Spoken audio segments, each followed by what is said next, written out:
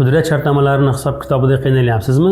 Unda bu videoni oxirigacha ko'ring. Pudratchi buyurtmachi bilan to'g'ridan-to'g'ri shartnoma tuzuvchi yuridik shaxs.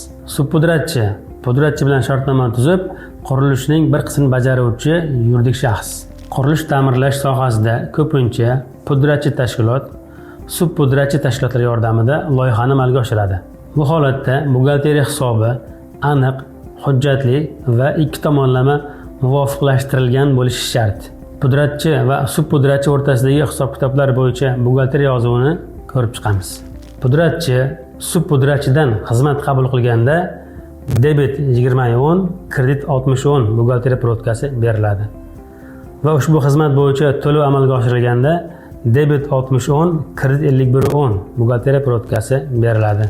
Pudratchi tomonidan ishlar buyurtmachiga topshirilganda debet 4010, kredit 9030 buxgalteriya protkasi beriladi. Subpudratchi tomonidan bajargan ishini pudratchiga topshirganda debet 4010, kredit 9030 buxgalteriya protkasi beriladi.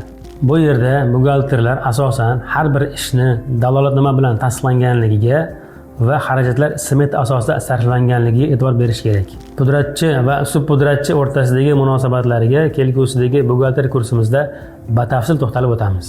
Bizni kuzatib boring va fikringizni izohlarda yozib qoldiring.